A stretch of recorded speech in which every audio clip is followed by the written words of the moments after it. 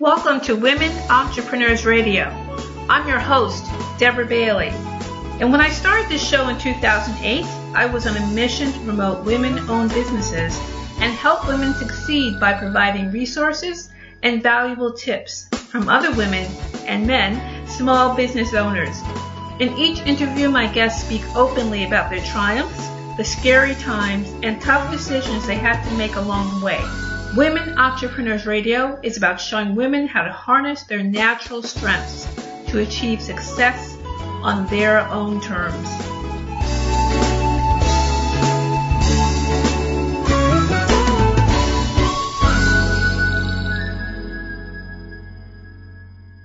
Hi everyone, welcome to Women Entrepreneurs Radio with your host Deborah Bailey. I'm really glad you could join me today. And if you're listening to this show on Podomatic, you can also find it on iTunes, on Spotify, and on iHeartRadio, and a few other platforms. You can go to womenentrepreneursecrets.com, and you can click on the podcast button in the menu bar, and you'll see links to the other platforms that the show is on. And also, you can download the guidelines for the show if you're interested in being a guest. That's a great place to get it from. Or also you can send me a message using that website if you have an interest in being on the show or being featured on the blog. It's a great place to come to just let me know about that, and we can chat a little bit. So also you can visit my website. My personal website's thebaileycoach.com to find out a little bit more about me and my books and the coaching. And you can also go to brightstreetbooks.com to find out about stories I've written and published, and you can find out more information about those and also where to buy them. So also one more thing I want to mention, it's great if you are on Apple Podcasts, if you could leave a review. 5 stars is always wonderful, because the best way for people to find the show is to have more reviews to show what you've enjoyed about it. So I hope that you'll take the time to do that. That would be really great. So we're going to get started today with my guest. Christina Geist is a brand strategist, entrepreneur, and children's book author who lives in New York City with her husband, NBC and MSNBC host, Willie Geist, and her 2 children. Christina owns 2 companies, True Geist, a branding and design firm, and Boombox Gifts, maker of customized memory boxes that help you crowdsource love. She has self-funded Boombox for 4 years with her income from True Geist and taken 0 outside investment. In her spare time, she writes picture books for children, and her second title, released by Random House, was on July 16th. So welcome to the show, Christina. Thank you. Thank you for having me. I'm really happy to speak with you, and it sounds like you are very busy with all the things. I think we're all busy. I'm no exception. True. This juggling is definitely something I think that women in particular are experts at. So this is really exciting to hear someone who has all these things going on, and also you shared some wonderful book news with me earlier, but I'll let you share that. I think that's so exciting. Oh, yes. Thank you. We just learned last night that my second children's book, which just released a week ago, hit the New York Times bestseller list at number 4 last night. And I'm saying that out loud and pinching myself at the same time, because it was just really not even something that I had dreamed possible. I didn't think that they had printed enough copies of my book for that to even be possible. So recovering from that news today, and here we are. Yes, that's fantastic. That's really the dream of a writer to hear those words. So I am so excited for you, and congratulations for that wonderful achievement. And your book has just come out, and it's got to have been a whirlwind for you to have. Yes. But the picture books that I write, I started writing when my children were 3 and 5, and they're now 10 and 12. I wrote several manuscripts of stories that are all focused on two characters named Lady and Buddy, a brother and sister. Mm-hmm. And based actually, I mean, we're talking about entrepreneurship obviously tonight, but based on really insights and inspiration from the 4 years I spent not working and at home with them, taking a break from corporate America when they were babies, and all of a sudden finding myself inspired, and the stories were dancing around in my head that I finally sat down and wrote when the kids were 3 and 5. And 4 years later, I got my first book released, which was a bedtime story called Buddy's Bedtime Battery, which is more focused on the little brother in that particular story. And here we are now 3 years after that. And Sorry Grown-Ups, You Can't Go to School is now a New York Times bestseller. But these are manuscripts I wrote on my laptop, sometimes at Starbucks, sometimes at my kitchen table at 6 o'clock on a Saturday morning, when I had a little quiet time and a cup of tea many years ago. So it's been a long road to get here, and certainly didn't happen overnight. Mm-hmm. Wow, but it's just so exciting though to see things come to fruition. I'm sure at this point that really must make you feel great. So let's touch on that a little bit. How did you get started to have all these things going on? Sure. So as I mentioned, I took a break, which I think a lot of women are faced with at some point in their careers or in their lives, or both, where there seems to kind of be, for a lot of us, a bit of a breaking point. And for me, that breaking point came when my kids were 3 and 1.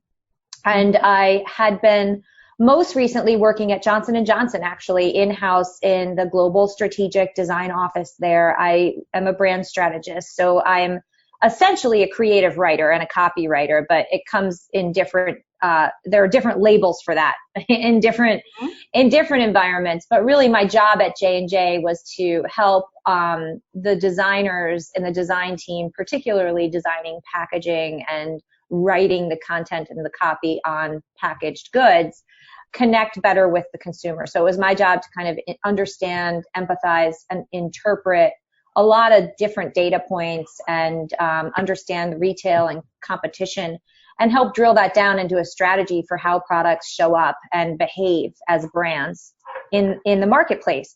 So my background really is in storytelling and in strategic thinking and creative strategy in more traditional corporate environments, whether it be at Johnson & Johnson or before that in a branding firm called Interbrand, which is a large global branding agency.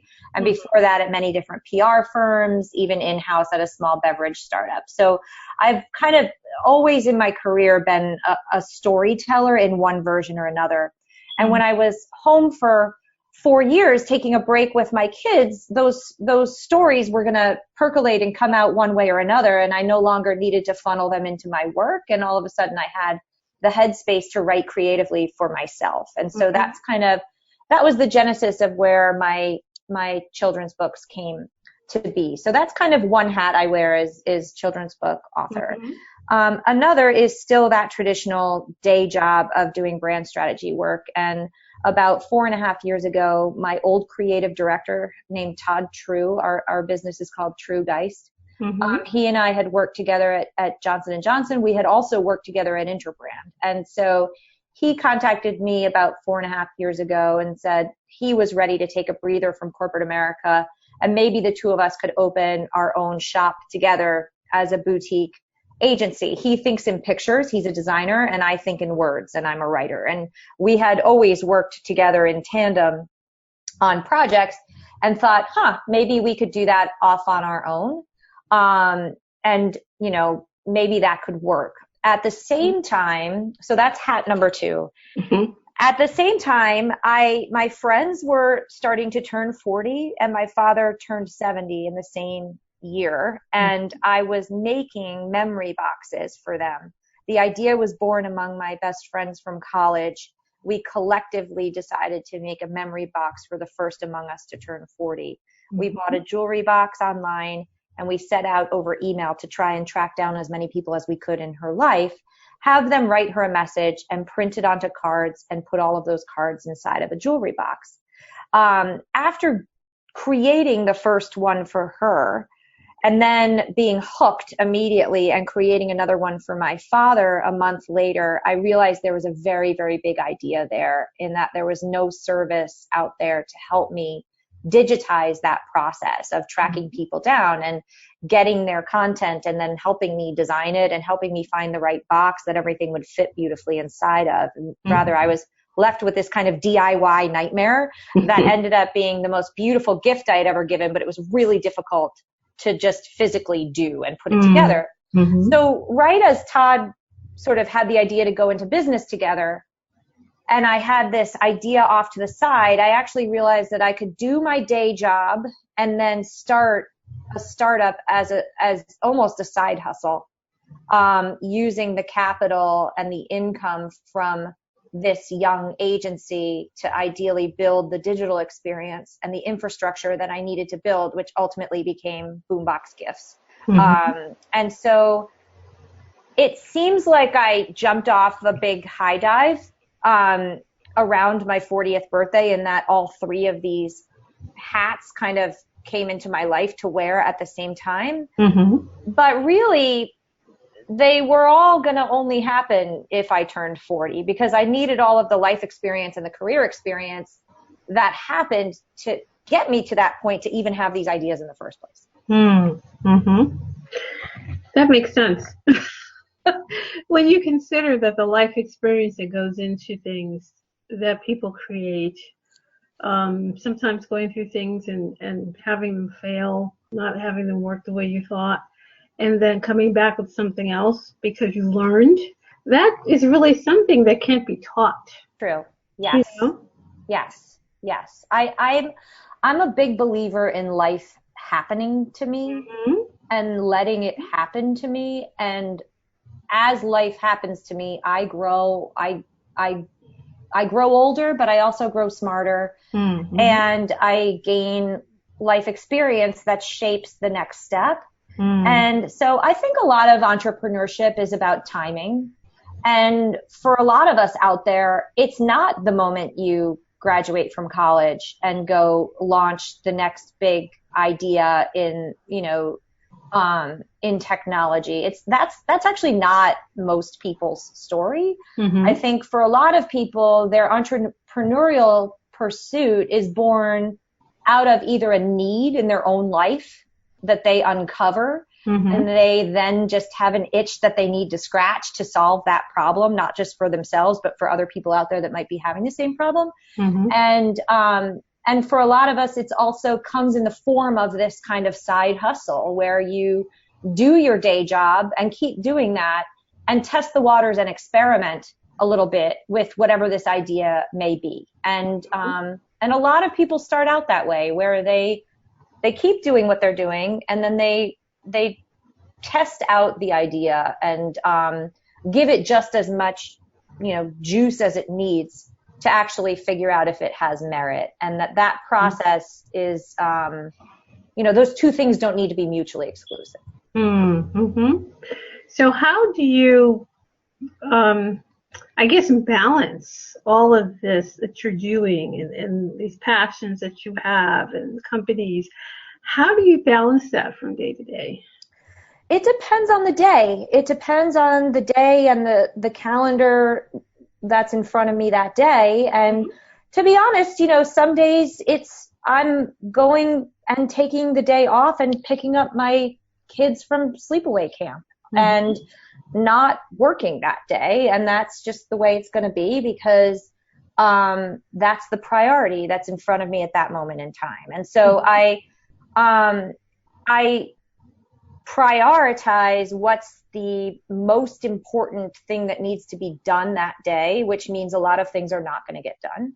And I think that's, for me, it feels like I have three jobs when you read it on paper, but in reality, a lot of us are juggling multiple things at the same time, even within one job. So say, for example, you work at a law firm, you have multiple clients. Mm-hmm. So I treat my three, professional pursuits as you would treat clients in a law firm or in an ad agency. Mm-hmm. And so one's kind of hot right now today, or there's a big meeting or a big presentation, so you're focused on that.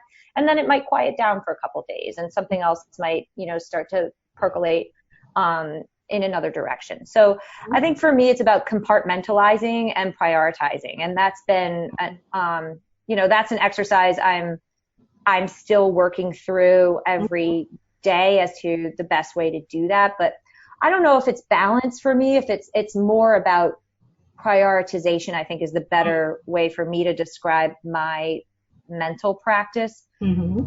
as opposed to balancing, because one side is always going to be a little bit heavier than another, Right. on any given day or even in any hour. Mm-hmm. So for me, it's just being really disciplined about whatever the most important thing is right now and being okay with the rest of it waiting.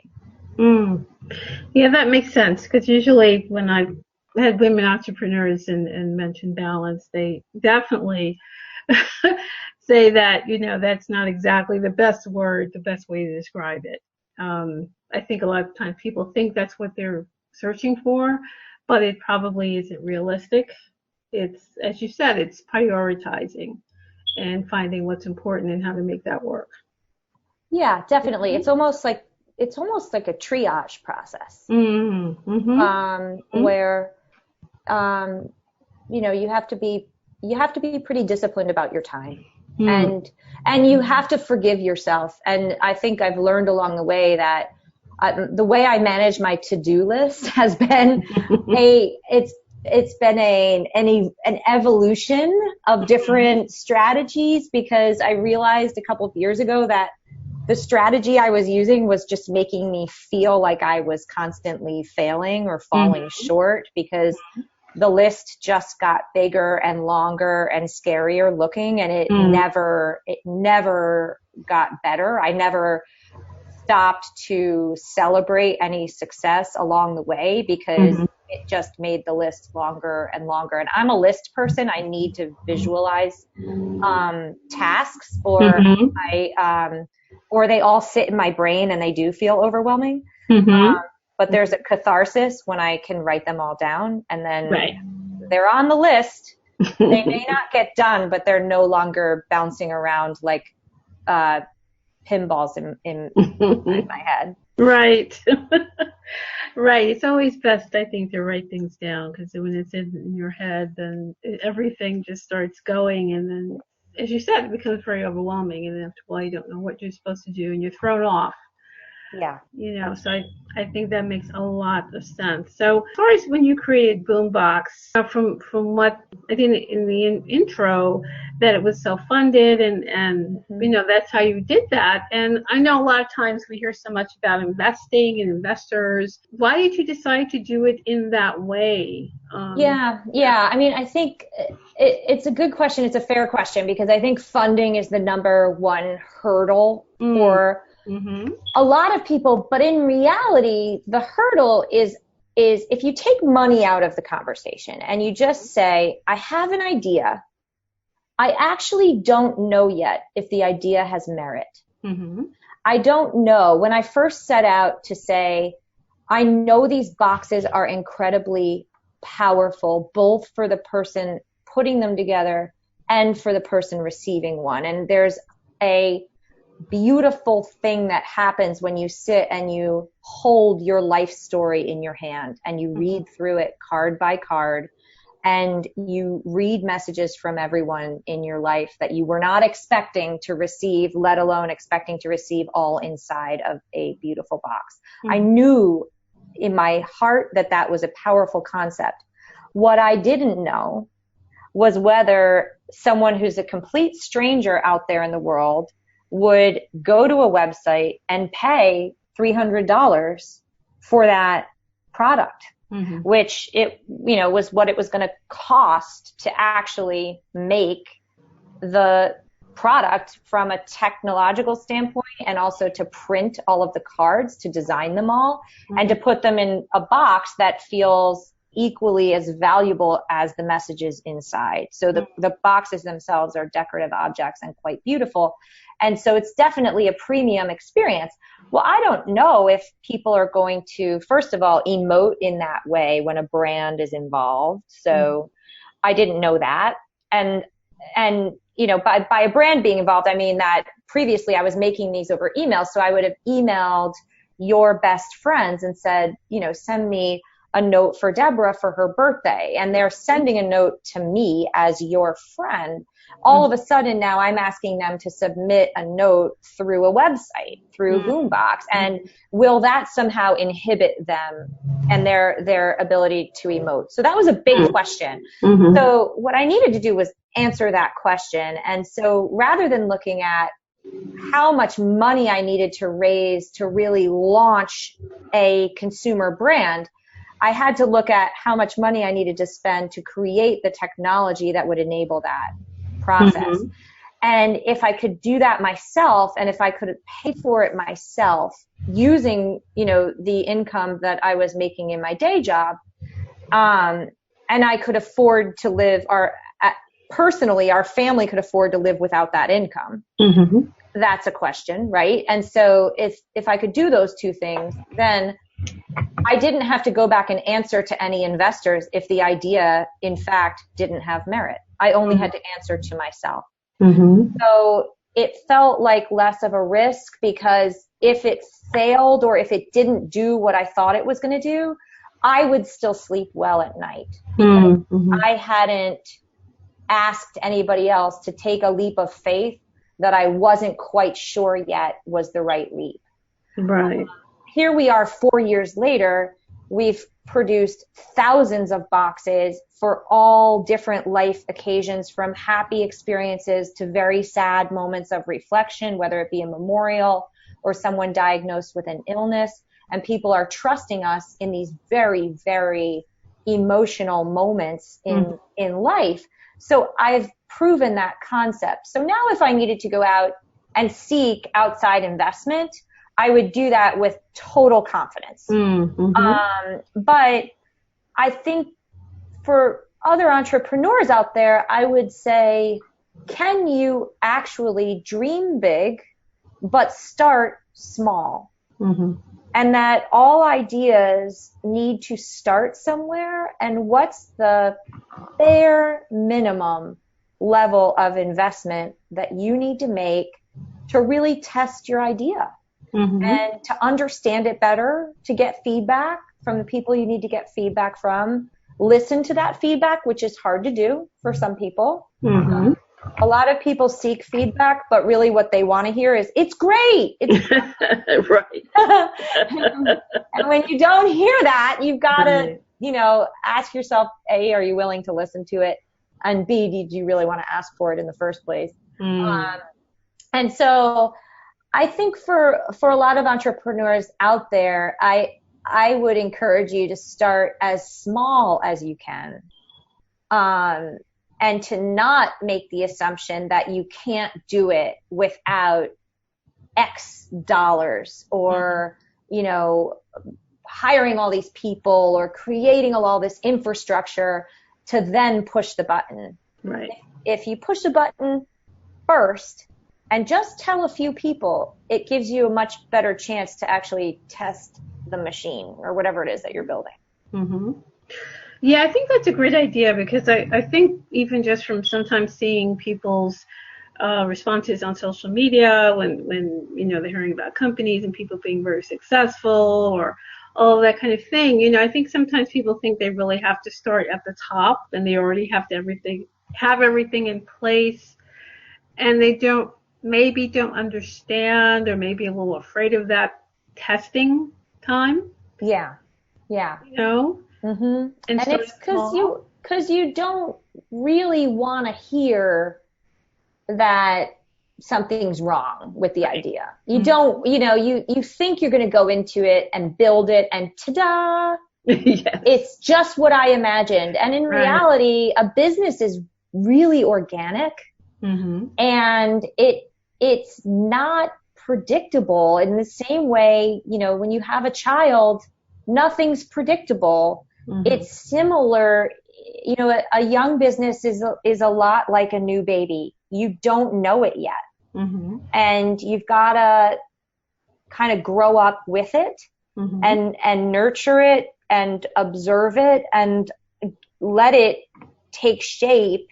And that can be very uncomfortable. That process can be very uncomfortable, and it can keep you up at night because it starts to move in directions that you didn't expect. But for me, not having anyone else's money involved in that gave me peace of mind that I could pivot, I could make changes, I could question it out loud in front of my team and ask tough questions of everybody. Is this working? Are we wrong? You know, and no one was shy to speak up and answer that question because we weren't scared of, you know, so-and-so that we were going to have to pick up the phone and call and justify the check that they had written us. Yeah, that's a great point to make, I think, for people to hear who may not realize that getting that check also has some strings attached. Yes. Yes. Yes. I don't think everyone knows that. Yes. One of my friends who's a far more successful entrepreneur than I am, who sat with me just a few months after I had turned the Boombox website on, he said, if you can avoid taking anyone else's money, avoid it as long as you can. And I really listened to that and took it to heart. And it's hard. It's hard when you sit down 4 years later and you do the math and, you know, you look at something objectively and you look at it in that way. It can be hard sometimes. But at the end of the day, what I set out to do was to build a beautiful brand, and I've accomplished that. So I'm very proud of that. And I believe now that it has the future I had hoped for. And again, now if I have to sit across the table from someone and say, hey, take a bet on this, take a chance on me, this is a solid bet and I'm going to tell you why. It's a very different conversation than it would have been 4 years ago, which it would have been, hey, can you take a leap of faith with me? And so, you know, I think that's been my story. It's not everyone's story, but that, you know, mine is the only one I can tell. So there it is. So you have had your career in branding, 20 years. And when it comes to writing children's stories, you know, what are you drawn to do that? Oh, sure. I mean, I draw exclusively on experience and insight from my experience, not just with my own kids, but I have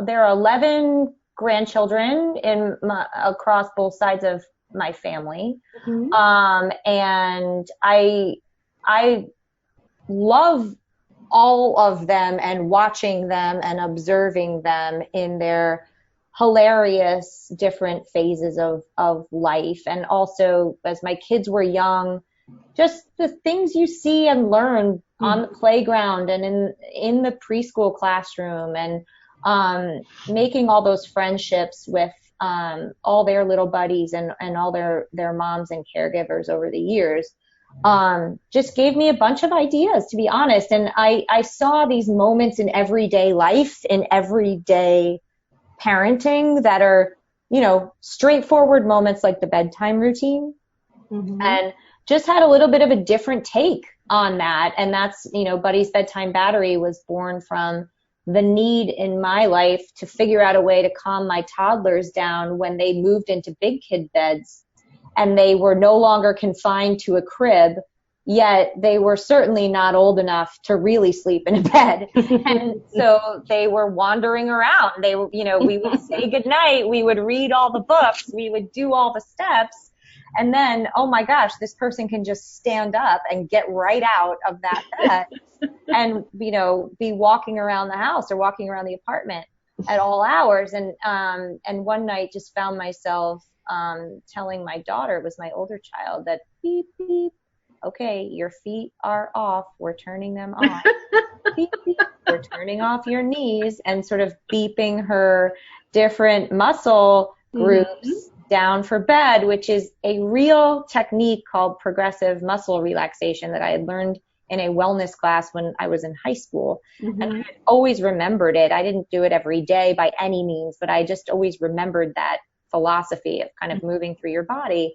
And I just started to do that with her. And that's the inspiration for Buddy's Bedtime Battery, which is about a little guy who is in his robot pajamas and insists that he's a robot.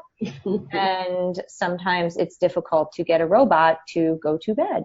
And so his family, rather than fighting against that and arguing with the robot, they all kind of get on board and get involved in this bedtime routine where they power him down for bed. And so those stories, and Sorry Grown-Ups is born from my challenge getting my kids ready for school, for preschool, for kindergarten, for summer camp. All of these things that they go off to do that are actually quite overwhelming for them. And I say, as an adult, if you were told every September that you were going to start a brand new job with a new boss in a new office with totally new job responsibilities and people you've never seen before you would be anxious and overwhelmed as an adult. And so, kids are going through that every single fall. And a lot of the books out there really lean in on what I call the 3 S's. Someone's sad, they're shy, or they're scared. And all the back to school stories that I was taking out of the library or purchasing at the bookstore for myself to help my kids with this transition, they were not helping me because they were all sad, shy, and scared. And those were the emotions that we were trying to overcome. Right. Not the emotions that we really wanted to focus on. So Sorry Grown-Ups turns that upside down. And of course, all the grown-ups are trying to go to school, which is a very exclusive VIP experience that only kids and teachers can have. So it's a really fun story. So they're born from my life, from my own kids and all the kids that I know. And it's so much fun writing children's books. It's like a free pass to go into schools and preschool. And I get to go see all my little friends and visit with them and read with them. So I actually get to go to school as a grown-up, which is it's a pretty fun gig. That sounds great, though. That sounds wonderful. So, Christina, please share where people can find out more about you and your companies and your books. Sure. The easiest place is actually just myname.com, ChristinaGeist.com. And that website has links through to True Geist, my branding firm. We love to work with clients of all shapes and sizes, and we work with a lot of startups. So if there are entrepreneurs out there who are ready for a logo design or a package design or even just a business card design or a tagline or a story, or maybe they even need a name, that's the kind of work that we do at True Geist. Boombox is accessible there too. The website for Boombox is boomboxgifts.com. And those, as I mentioned, are the gift of a lifetime, and we'd love to help you create one for someone that you love, or even your boss who maybe you don't love, but they may be retiring. We do a lot of corporate gifting as well. And then my books are available anywhere that you love to buy books. Independent bookstores carry my titles, also Amazon, Barnes & Noble, and that's all accessible through ChristinaGeist.com. Wonderful. So, Christina, what's next for you? What's coming up? Oh, well, right now I'm just going to wake up and try to move all 3 of these things forward on a daily basis. Right. And I'm not one to make 5-year plans. I really, like I said, I just like to let life happen to me and roll with it as it comes and goes. But we've got exciting work ahead of us at True Geist. We've got some really fun clients in the studio right now that I love working with. Sorry Grown-Ups is out right now, so there's a lot to do. I've got a lot of friends to see, schools and libraries to visit. I do that all the time, by the way. If someone would like me to come visit your school or your library, you can email me through ChristinaGeist.com. There's a little email button there. Mm-hmm. And then Boombox, we're just continuing to help people love each other. So if I can wake up every day and do that in some small way, then I'll feel pretty good about myself. That's fantastic. And all of these things that you're doing is really positive and helpful and fun and all, that's a great feeling, I'm sure. Thank you. Yes, it is. And I think, we all need to kind of find those magical moments of joy in our day. And, for some of you out there, it might not be at work. Work might not be magical or joyful right now. So the question is, where is that in your life? Mm-hmm. And how do you turn up that dial a little bit more? Yeah. And I think that's kind of what we're all searching for when we talk about balance, is how to, actually tip the scale in the direction of joy on a daily basis and to have more of that. So I'm always searching for that. And, I invite ideas. I think we're all on this journey together. Well, usually I ask for final thoughts, so I don't know if you'd like to add anything to that, but what you just said is really marvelous. Thank you. Thanks so much for having me. I really appreciate it. Well, you're welcome, and I thank you for taking the time to join me today, because I'm sure you're very busy with all of these things going on, and also your book news for today. So I'm sure there's a lot for you right now, but I'm so glad that you could share everything you're doing with my listeners, and really, really appreciate that. Thank you. I wish all of them good luck with your venture, whatever it may be. And, I can't wait to learn about it from you. Thank you so much. Oh, you're so welcome. So, everyone, I know you enjoyed this show. Please make sure to share this on social media, share it with your friends, let them know to listen in. And of course, as I mentioned earlier, please also share your feedback and reviews, particularly on Apple Podcasts. That would be wonderful. So once again, it's Women Entrepreneurs Radio with your host, Deborah Bailey. So glad you could join us today, and we'll see you again next time. Bye. Thanks for joining us. You can also join in the conversation on Facebook.com/Women Entrepreneurs and on the website, WomenEntrepreneurSecrets.com. And don't forget to listen in on dvcoach.podomatic.com and on iTunes.